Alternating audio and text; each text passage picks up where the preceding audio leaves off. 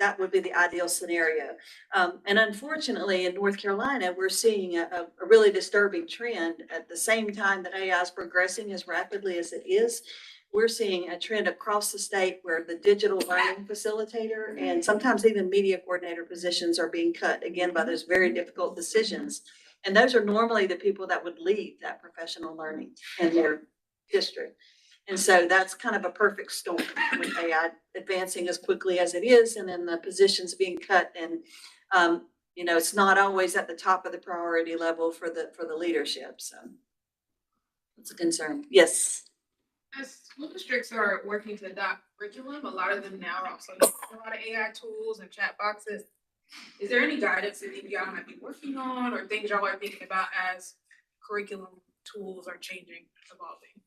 Well, our guidelines is full of that. We have 2 appendixes that we've added recently.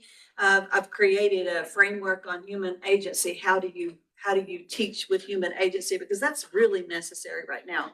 Our teachers have been told for 3 years, everybody needs to be AI literate. You need to change how you're teaching. Nobody's really teaching them how. And so that kind of gives some examples of how you might revise your assignments, assuming AI use, because you can never assume anymore that students are not going to use it, and make sure that human agency piece is in there and reinforces those durable skills. And then we also have an appendix on micro PBL 2.0, which is AI assisted project-based learning in these short cycle units that are really connected to their communities. And I've created an app that we've shared in our guidelines where a teacher can put in any standard, their location, the amount of days and periods, and it co-creates with them instead of just spitting out a lesson plan.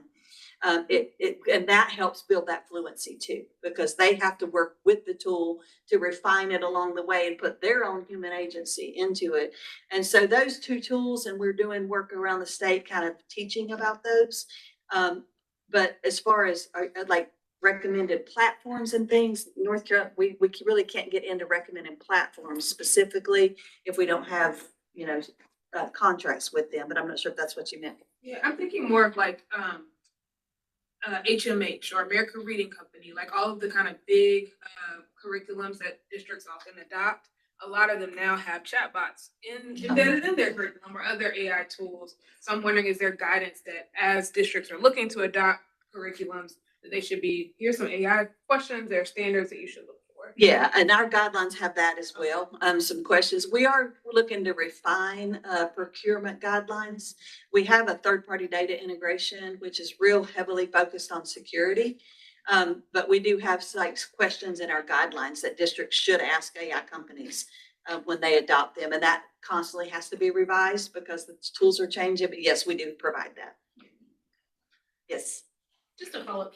When we're developing these guidelines, are we getting some information from the companies pushing this technology? One of the things that came up in the social media crisis was that a lot of the CEOs of these companies, high executive leadership, their children were going to schools where technology was not used at all. Do we look to what the companies pushing this, how their children are being educated, how AI is embedded into the curriculum in those schools? Or do we just kind of go off of, I think a good framework, good ethical technology use framework, but do we look at that at all and do we take that into consideration?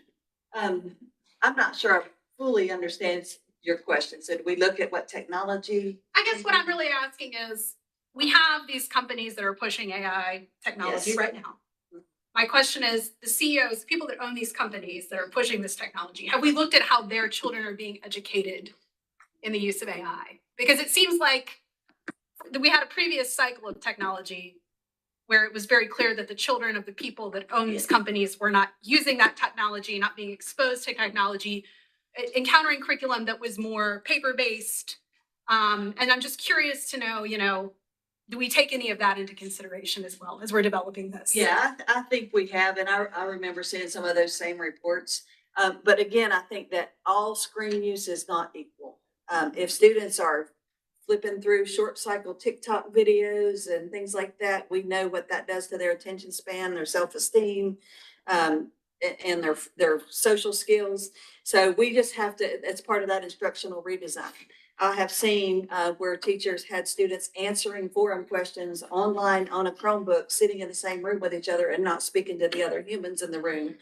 But I've seen it being used also to kind of further their thinking and exploration, but you cannot just have them sitting on a device all the time regardless. But we've got to really look at how the tools are being used, and that has a lot to do with that instructional redesign. But I also feel like we can't prepare kids for an AI-enabled world in an analog paper and pencil school. And so it's a delicate balance. And we have to make sure we're also giving them those social skills, those durable skills.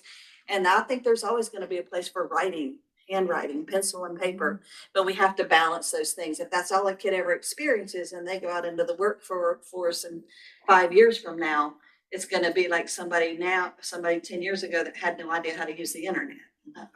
So it's just a delicate balance, and we have to balance that that innovation and safety. They have to kind of progress side by side, I feel like. Yes.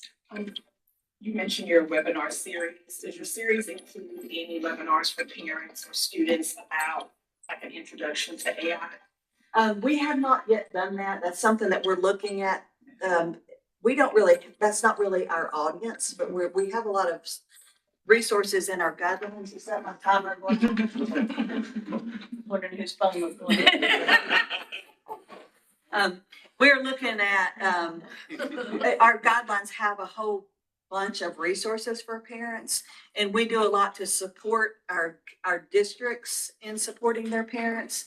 And I feel like we could potentially build that audience, but right now our audience is chief technology officers, educators, media coordinators. We have some courses coming out this summer and fall, and they have a component of parent and community support. So each lesson in those courses, we have 3, one for educators, one for district leaders, and one for school leaders, through a 4-state grant we had called the Bomber Grant, and the Friday Institute worked with us, and we've created those courses, and they kind of give districts that support. But we really do need to improve our communication with parents. Yes. What is DPI's process for updating and reviewing those AI guidelines? Is it periodic on a regular schedule, or is it sort of on